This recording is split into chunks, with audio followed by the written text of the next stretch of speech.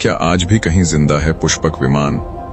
क्या आज भी कहीं जमीन के नीचे दबा पड़ा है वह दिव्य विमान जिसकी गति इतनी प्रचंड थी कि वह क्षण भर में न केवल दूसरे ग्रहों को बल्कि पूरी आकाशगंगा की सीमाओं को लांघ जाता था। उसकी रफ्तार ऐसी थी कि समय भी उसके सामने धीमा पड़ जाता था और मानो उसकी इच्छा के अनुसार चलने लगता था। लेकिन क्या आप जानते हैं कि रामायण के बाद उस पुष्पक विमान का आखिर क्या हुआ?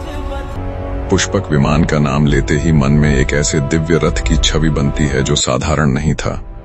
यह कोई लकड़ी या धातु का बना रथ नहीं था जिसे घोड़े खींचते हों। यह स्वयं उड़ता था, स्वयं दिशा बदलता था और कहा जाता है कि वह अपने स्वामी की इच्छा के अनुसार चल सकता था।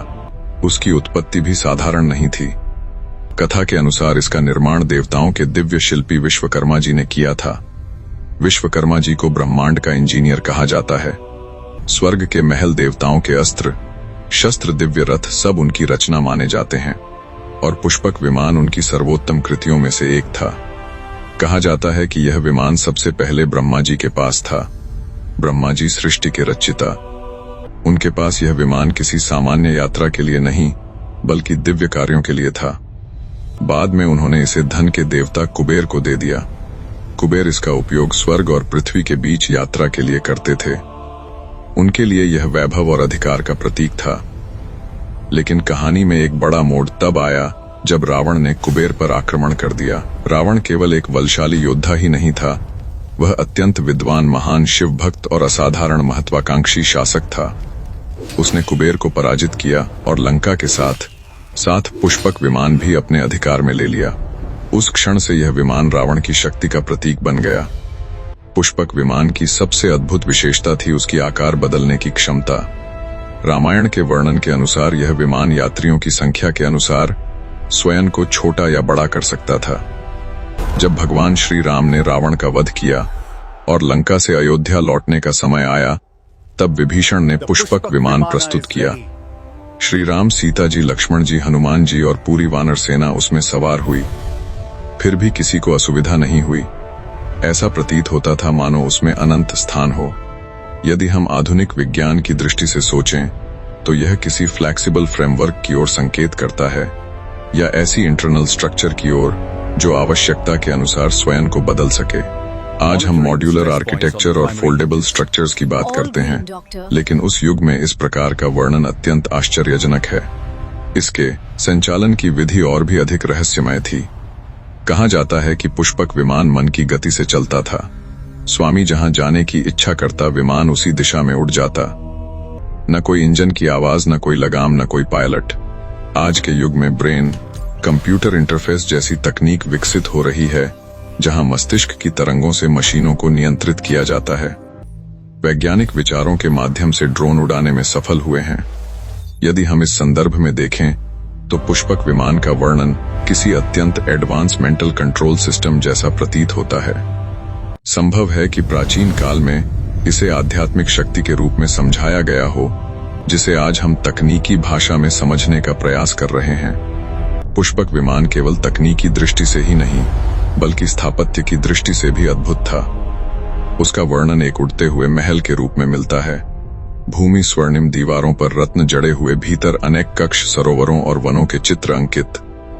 यह केवल परिवहन का साधन नहीं था, यह चलता फिरता राजमहल था। कल्पना कीजिए आकाश में उड़ता हुआ एक स्वर्णिम महल जिसके भीतर संगीत, सुगंध और प्रकाश का अद्भुत संगम हो। यह दृश्य किसी भी युग के लिए विस्मयकारी है। अब प्रश्न उठता है, क्या रावण के पास केवल यही एक विमान था? कई परंपराएं और लोककथाएं संकेत देती हैं कि उसके पास विमानों का एक पूरा बेड़ा था। कुछ ग्रंथों में विभिन्न प्रकार के विमानों का उल्लेख मिलता है।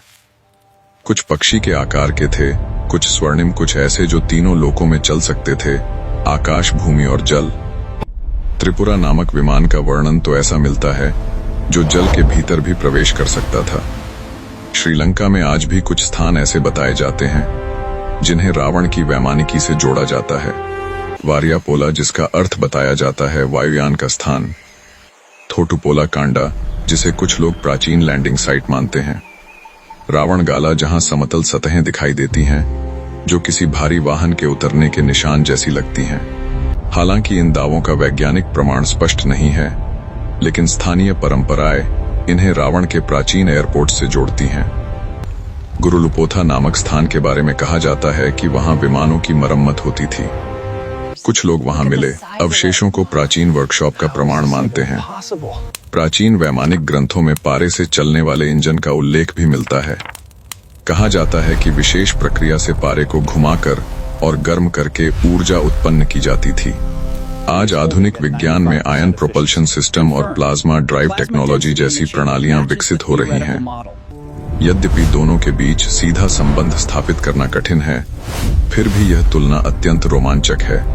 रावण के विमानों में अदृश्य होने की क्षमता का भी वर्णन मिलता है। कहा जाता है कि वे सूर्य की किरणों को अवशोषित कर स्वयं को छिपा लेते थे। आधुनिक स्टील्थ टेक्नोलॉजी में भी रडार, अवशोषक सामग्री का उपयोग किया जाता है। क्या यह केवल कल्पना है या किसी प्राचीन तकनीकी अवधारणा का रूपक? निश्चित रूप से कहना कठिन है, लेकिन यह विचार अत्यंत आकर्षक है। पायलटों के लिए विशेष प्रशिक्षण और 32 रहस्यों का उल्लेख भी मिलता है। शत्रु के विमान को निष्क्रिय करना, दूर से आकर्षित करना, स्तंभित करना। आधुनिक संदर्भ में इन्हें electronic warfare system, cyber attack technology और एनर्जी वेपन सिस्टम्स के रूप में समझा जा सकता है। संभव है कि ये आध्यात्मिक साधना और ध्यान की उपमाएं हों। प्राचीन भारत में योग और ध्यान की परंपरा अत्यंत विकसित थी। मन की शक्ति को अत्यधिक महत्व दिया जाता था। अब अंतिम प्रश्न, रावण के वध के बाद पुष्पक विमान का क्या हुआ? कथा कहती है अयोध्या पहुंचने के बाद श्री राम ने उसे अपने पास नहीं रखा। उन्होंने आदेश दिया कि उसे उसके मूल स्वामी कुबेर को लौटा दिया जाए। कुबेर उसे अपनी नगरी अलकापुरी ले गए। कुछ ग्रंथों के अनुसार अलकापुरी हिमालय क्षेत्र में स्थित बताई जाती है और संभव है कि पुष्पक विमान भी वहीं किसी दिव्य लोक में आज भी विद्यमान हो, लेकिन उसे देख पाना सामान्य मनुष्य के बस की बात नहीं।